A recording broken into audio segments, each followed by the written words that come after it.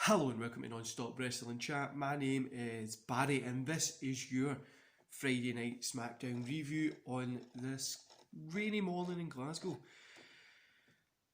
Before we get into this, guys, let me just say first of all, thanks for the support that you guys have been showing me. Sorry my bird's all over the place. I've literally just got up, watched Smackdown, wrote the review and I'm here recording it. I've not even had time to comb it or anything.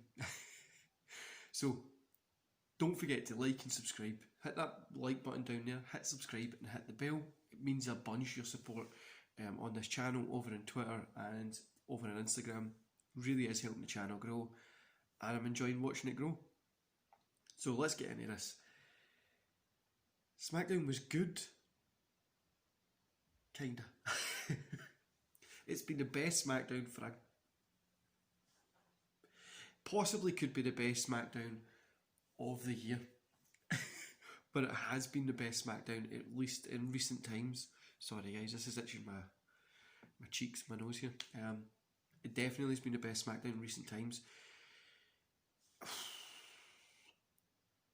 I was surprised at how good it was. The promos and segments were still a little bit lackluster, but we'll get into the review at the end.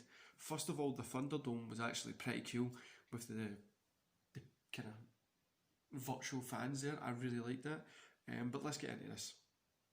We start the show with Vince in the middle of the ring. He welcomes everyone to Friday Night Smackdown as the audience comes alive. He says you'll never see it coming. The lights cut off, everything goes out, goes to red. So I thought this was going to be the Retribution when the lights went out, but obviously it's going to be the Fiend because it's red.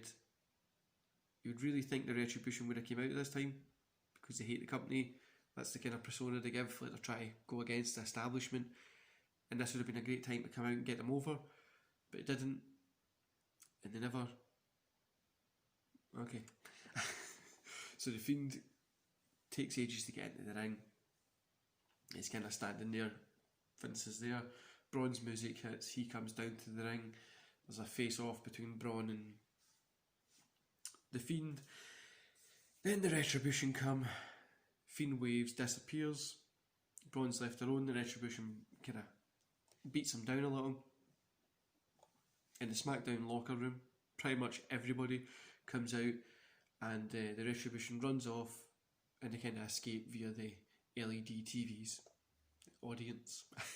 It's pretty cool. First match we had Big E versus Sheamus. Big E picked up the win here. Good to see Big E picked up the win. I did enjoy the finish because of a little roll up. I think he could have just had the win clean. It would have been good. But 2.5 stars. Next match we had was Lucha House Party versus Nakamura and Cesaro. Cesaro picked up the win here. Everyone involved here is amazing. First couple of minutes felt a little bit too kind of choreographed, but overall I enjoyed the match. Just the botch didn't help the match at all, and there wasn't much to kind of write home about this one. It was a good match. I gave it 2 stars.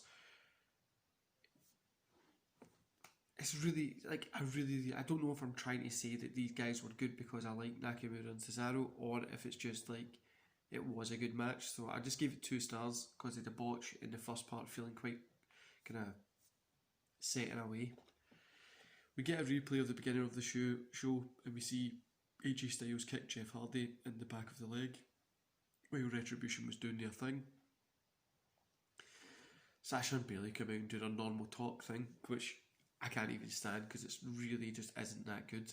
But yeah, they come out and do their normal little talk thing. I just don't get the talk thing at all, guys. I really don't get it. Pretty boring, and it really does nothing for me. So then I was like, Naomi came out, and there was like a little back and forth thing. So you get Sasha versus Naomi. It was 3:39. It's an okay match. Sasha picked up the win. Bayley versus Naomi was after that.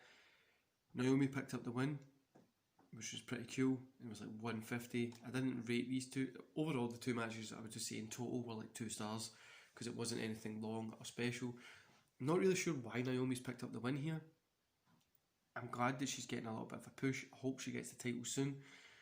But I'm really not sure why she's picking up the win if they're not going to do anything with it. Just have to wait and see how it plays out. Ahsoka comes out to do like a little attack thing, obviously prepping for SummerSlam. Then we get Jeff Hardy versus AJ Styles. I gave this 3 stars. Now this could have probably been a 5-star match if they had maybe a little bit more time on pay-per-view, whatever. But Jeff Hardy picked up the win here, which was a little bit of a shock. It was an okay match, but I really think these two get a chance to lock up again. They could give us a 5, or at least a 4. Because these two guys need just a good 20-minute open, full-blown, do what they want match. Fuck, put them in a cage or something, do something really good. Hopefully we see these guys lock up again. So Jeff has an interview, and he says a year ago he was in dark place. He couldn't imagine being back here, being in this position. And backstage we've got AJ yelling at Abyss Park. He's saying that the only reason Jeff Hardy won was because he had the knee brace, and that's the only reason that he could have get the win. And he calls Park stupid, he paid him good money, blah blah blah. Bray Wyatt is here for the Firefly Funhouse. I'm not a big fan of the Firefly Funhouse at the moment. This one was quite lackluster. Pretty much, you're recapping the whole week, the whole kind of thing with Braun leading up to this match at SummerSlam. Braun comes out, throws Bray, ambulance comes, Bray's lying on the concrete, ambulance comes, puts him in. They're driving away, it reverses back up, it's red inside, there's smoke coming out, the Fiend's there, that's it. That sums up the whole like 20-minute end of the show. There was other promos within the show, guys, that I've left out just because they just weren't doing anything for me and they were really boring, especially like the Mandy and Sonya thing. I really just don't like that. It was quite, yeah, I know what's going on with obviously outside the ring, but right now it was just meh. Anyway, a whole show I gave overall 3 stars. We saw a definite increase in the quality behind the wrestling in the ring, which is important obviously for a wrestling show. And whether the presence of the virtual fans or anything like that really gave a difference, I'll leave it up to your minds. I think it gave the wrestlers a little bit of a boost, and being in a new kind of setting, having fans there gave them a boost to go out there and perform in that ring. But the Brew, they've got to see the Blue brand. Smackdown had a lot going for it. It really was a great show. It was promos lackluster, but everything, the ring, some of the promos were good. Even the ones that are lackluster, you watch them because it had a good match. Thing with Naomi, I'm kind of not sure about, but I'm glad she picked up a win there. But SmackDown was enjoyable, guys. It could literally be the best SmackDown of 2020 so far. Hopefully this continues, because for a while there it was bad, really, really bad, like unbelievable, like hard to watch. This was good, and I can only wait to see what AEW is going to come back and hit with, because I know they've got fans that are going to be coming into the arena. They're going to be doing like spaced out. It's only going to be 15% capacity or something like that. Are they maybe going to look at doing something like this now? Or, yeah, who knows? We need to wait and see what's going to happen. But it was a good night. And also, just a little side note, if anybody has anybody been on Twitter recently and seen Vince McMahon jumping off the little podium thing, it's 74. That's the reason why Vince McMahon is the GOAT of professional wrestling.